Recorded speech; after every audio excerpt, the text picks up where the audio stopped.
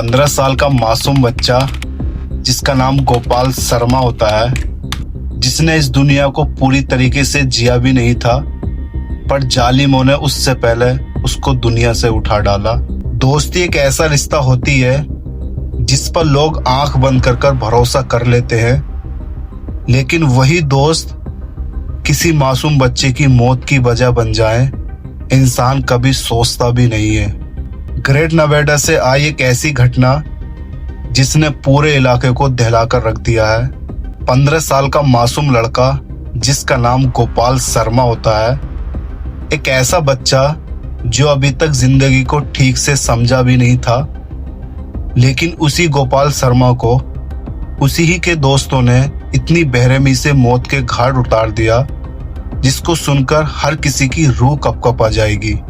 पहले तो उसके साथ हैवानियत की गई, फिर उसकी आंखों को फोड़ दिया गया और उसके बाद उसकी बेरहमी से हत्या कर दी और उसकी लाश को तेजाब में डालकर जला दिया गया। 5 दिन तक गोपाल शर्मा के माँ बाप अपने बेटे को ढूंढते रहे। उन्हें क्या पता था कि उनका गोपाल अब इस दुनिया में नहीं रहा। आखिरकार इस खौफनाक हत्या के पीछे क्या था सच, कैसे खुला इस केस का राज, और क्यों उसके अपने ही दोस्तों ने उसकी बेरहमी से हत्या कर दी। आज की इस वीडियो में मैं आपको बताऊंगा गोपाल शर्मा के मर्डर केस की पूरी कहानी। क्या सच्चाई है, क्यों इसके दोस्तों ने इसकी बेरहमी से हत्या कर दी। लेकिन वीडियो शुरू करने से पहले अगर आप हमारे चैनल पर पहली बार आए हैं तो प्लीज चैनल को सब्सक्राइब जरूर करना। ग्रेट नोएडा का एक गांव का रहने वाला 15 साल का गोपाल शर्मा, जो बहुत सीधा और शांत स्वास्थ्य लड़का था। वो अपने माँ बाप का इकलौता सहारा था। घर वाले उसे बहुत प्यार करते थे। उस दिन शाम का वक्त था, शाम के 4:35 हो रहे थे। गोपाल अपनी माँ से ये कहकर घर से निकला कि माँ, मैं अपने दोस्तों के साथ बाहर घूमने के लिए जा रहा हूँ। जाते जाते उसकी माँ ने ये कहा, बेटा जल्दी वापस घर लौट आना। गोपाल ने मुस्कुराकर कहा, बस थोड़ी देर में आ जाता हूँ। लेकिन किसी को नहीं पता था कि वो मासूम अब कभी वापस लौटकर नहीं आएगा। रात हो चुकी थी, गांव के सारे बच्चे अपने अपने घर लौट आए, लेकिन गोपाल शर्मा अभी तक अपने घर वापस नहीं आया था। पहले तो परिवार ने सोचा कि शायद गोपाल अपने दोस्तों के साथ होगा, लेकिन देर रात तक जब उसका कोई पता नहीं चला तो पूरे घर में डर का माहौल फैल गया। बार बार दरवाजे की तरफ माँ देख रही थी। पिता गांव की गलियों में बेटे को ढूंढ रहा था। फोन लगाया लेकिन मोबाइल बंद आ रहा था। अब परिवार को चिंता बढ़ चुकी थी। अगले दिन गोपाल के माता पिता ने गोपाल को ढूंढने के लिए पूरा गांव छान लिया, पर गोपाल का कुछ भी पता नहीं चल रहा था। रिश्तेदारों को फोन किया, दोस्तों से पूछा, गांव के खेत, सड़क, यहाँ तक कि आसपास के सभी इलाकों को तलाशा, लेकिन गोपाल का कहीं भी सुराग नहीं मिल रहा था। माँ रो रो कर बेहाल हो चुकी थी। माँ हर आने वाले से सिर्फ एक ही सवाल पूछ रही थी, क्या आपने मेरे गोपाल को कहीं देखा है क्या? लेकिन किसी के पास भी कोई भी जवाब नहीं था। अब पूरे गांव में डर का माहौल फैल चुका था, क्योंकि कहीं भी गोपाल का पता नहीं चल रहा था। रिश्तेदारों से पूछा, दोस्तों से पूछा, पूरे गांव को ढूंढ डाला, पर गोपाल का कहीं भी पता नहीं चल रहा था। 5 दिन हो चुके थे, गोपाल का कहीं भी अता पता नहीं था। गांव के कुछ लोग एक ऐसे सुनसान घर के पास से गुजर रहे थे। वो घर कई सालों से बंद पड़ा था। तभी अचानक से लोगों को वहां से तेज बदबू आने लगी, तो शक होने लगा गांव वालों को कि अंदर क्या है। तो सभी गांव वाले घर के अंदर जाकर देखते हैं तो अंदर काफी ज्यादा बदबू फैली पड़ी थी, और जैसे ही गांव वाले अंदर गए तो सभी के होश उड़ गए। कमरे के अंदर गांव के लोगों ने जाकर देखा तो कमरे के अंदर एक बुरी तरीके से जली हुई लाश पड़ी थी। पूरा शरीर जल चुका था, चेहरा पहचानना मुश्किल था। तुरंत पुलिस मौके पर पहुंची और फोरेंसिक टीम को बुलाया गया। जांच के दौरान जो बातें सामने आई, उन्होंने हर किसी को हिलाकर रख दिया। पुलिस ने बताया कि ये लाश किसी और की नहीं थी, उसी 15 साल के गोपाल शर्मा की थी। उसके शरीर पर बेरहमी के चोट के निशान थे, उसकी आंखें फोड़ी गई थी और उसकी बेरहमी से हत्या की गई थी और उसकी लाश पर तेजाब डाला गया था। जैसी परिवार वालों को खबर मिली, परिवार वाले बात सुनकर तुरंत उस जगह पर पहुंचे। माँ ने तुरंत अपने बेटे के कपड़े को देखकर पहचान लिया और वहां पर फूट फूट कर रोने लगी और रोते रोते माँ जो है बेहोश हो गई। अब पूरा गांव उस 15 साल की बच्चे की लाश को देखकर रो रहा था। अब बस यही सवाल था, आखिर इस बच्चे के साथ ऐसा किसने किया। अब पुलिस ने गोपाल शर्मा के दोस्तों से पूछताछ करनी शुरू की।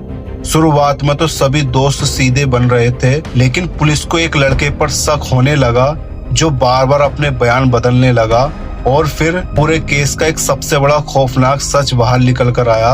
गोपाल शर्मा का मर्डर किसी दुश्मनी से नहीं बल्कि उसी के अपने दोस्तों ने किया था।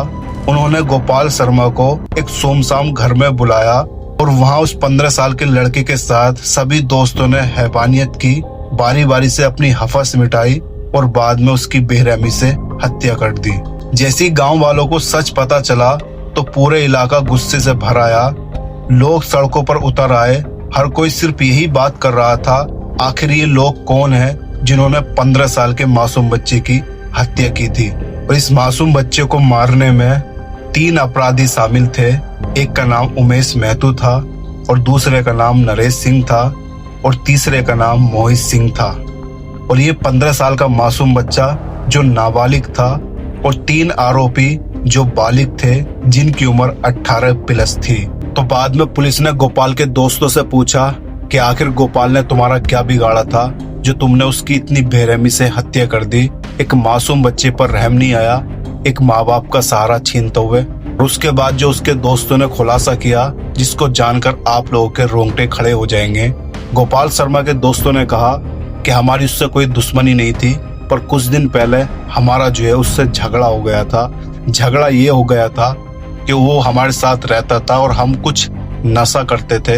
हम उसे आदत डालते थे ताकि तू भी हमारे साथ रहे तो तू भी हमारे साथ नशा करे, पर वो कभी भी नशा करना नहीं चाहता था। वो हमेशा उस चीज से दूर रहता था।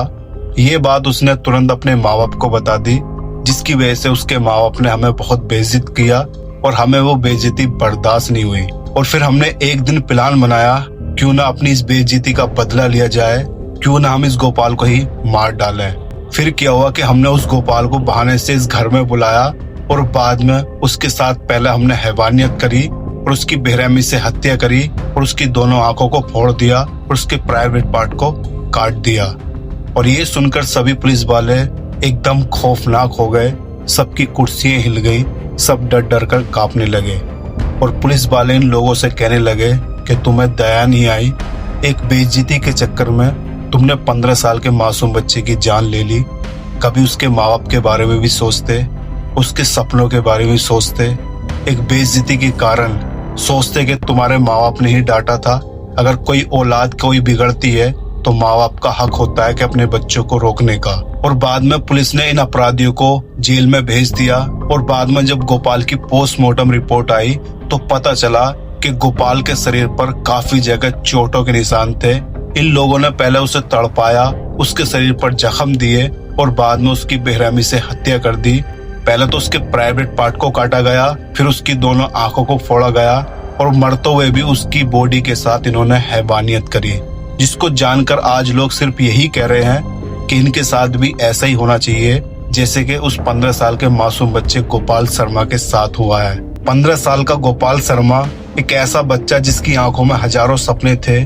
जिस माँ ने उसे अपने हाथों से खाना खिलाया, वही आज माँ का अकेला बेटा तस्वीरों में लटक कर रह गया। जिस पिता ने अपने बेटे के लिए अच्छे सपने दिखाए थे, आज वही पिता अपने बेटे के लिए इंसाफ की गुहार कर रहा है। लेकिन सबसे दर्दनाक बात क्या है जानते हैं?